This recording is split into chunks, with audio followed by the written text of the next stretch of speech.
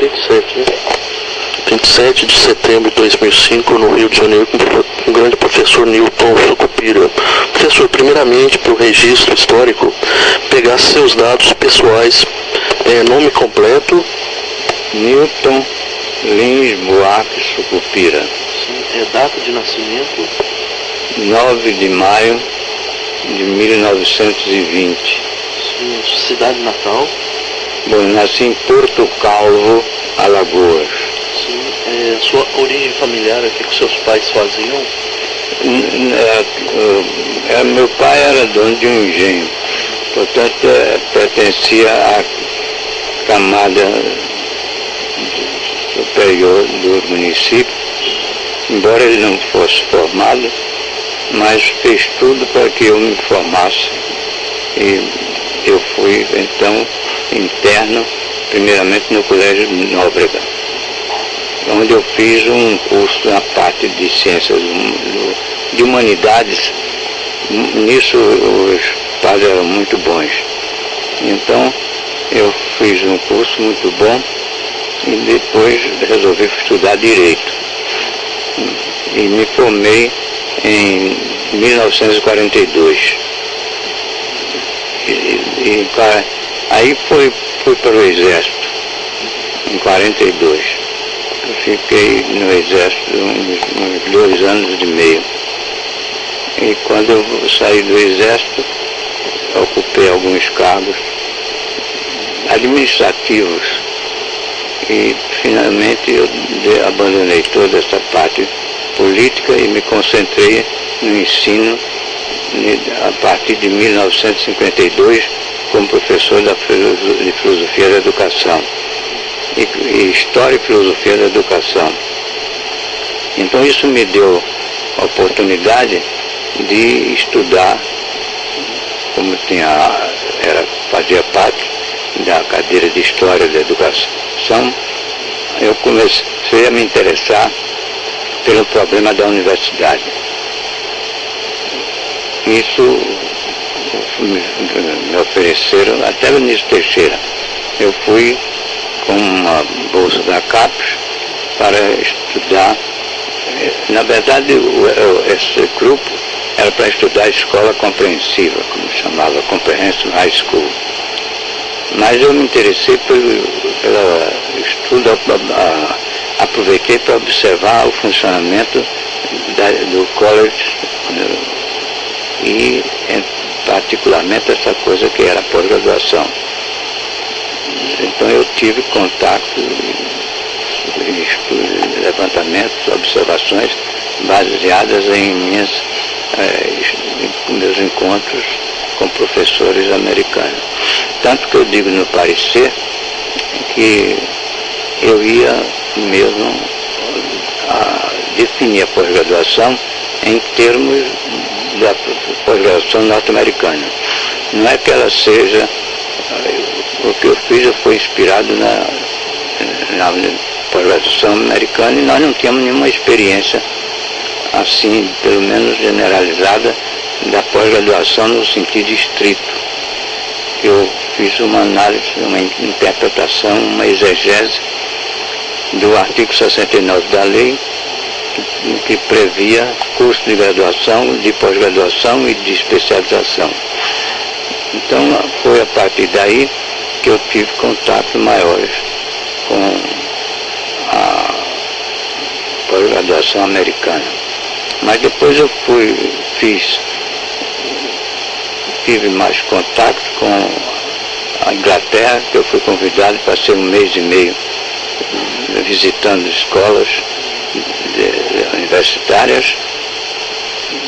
Na Inglaterra, naquele tempo, não havia escolas particulares, nem propriamente escolas estatais. Eram escolas públicas, mas o público aí, em matéria de educação, na Inglaterra, não significa necessariamente estatal, que os ingleses têm uma forma própria, inclusive desse uso da nomenclatura. A gente estive também na Alemanha e na França várias vezes. E aí eu tinha um professor, que é meu amigo do Conselho Federal de Educação, Valnir Chagas. Então nós, dentro do Conselho, tratamos muito desses problemas da pós-graduação e do ensino superior em geral. Quando o senhor começou a passar a ter contato maior com a questão dos estudantes, o problema dos estudantes dentro da universidade, né? Questão de aproveitamento, de ausências coletivas.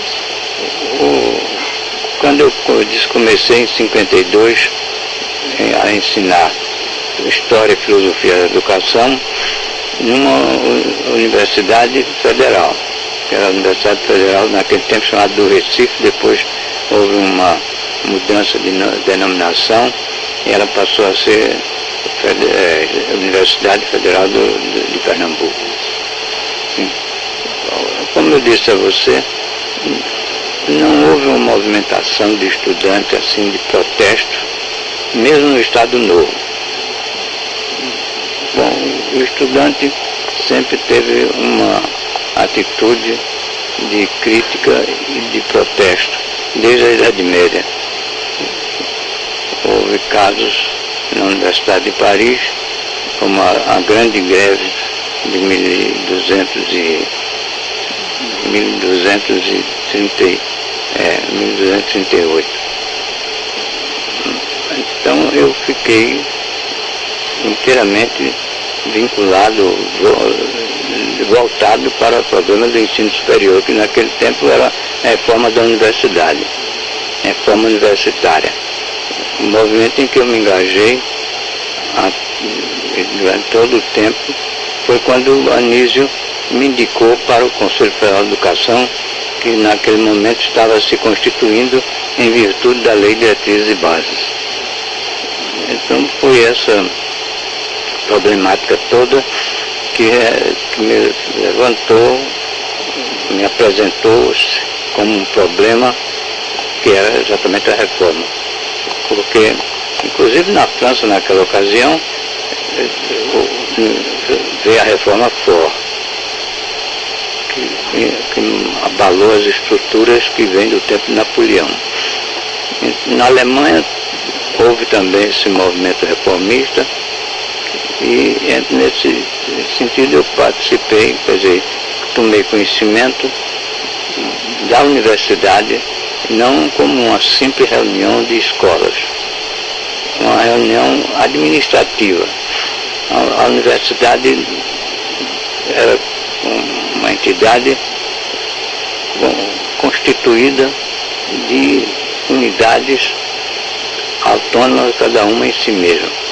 Então meu trabalho, entre outros, foi exatamente esse de mostrar que a universidade devia ser um todo concreto e não simplesmente um nome para designar uma pluralidade de escolas. Aí eu vim para cá, em 1970, quando foi, em 1970 eu tomei posse em 70, na diretoria do ensino superior. E aí fui até 1974, isso participando do Conselho do Bureau Internacional da Educação. E vim para morar aqui no Rio quando eu fui nomeado diretor do ensino superior. Quando terminou, eu era presidente da Comissão de Assuntos Internacionais, representando o Brasil no Conselho do Bureau. E eu fui indicado para esse Conselho Federal de Educação em 1962, quando ele se criou. E foi Anísio, que naquele tempo tinha todo o prestígio no Ministério da Educação, e o ministro era um baiano.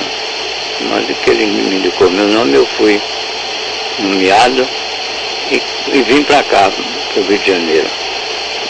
Primeiro eu fui para Brasília e passei 6 anos e meio em Brasília, 2 anos como diretor do ensino superior, e o resto dos 4 anos como representante do Brasil na Unesco. Professor, quando o senhor começou a atuar no Conselho Federal de Educação, quais eram os grandes problemas da educação superior no Brasil? Assim, bom, qual que era o problema que às vezes aí entra uma motivação política e esquecem que antes da pós-graduação a pesquisa começava a surgir com os famosos cursos de centros de tinha um nome exato que eu não me lembro agora, que eram os centros de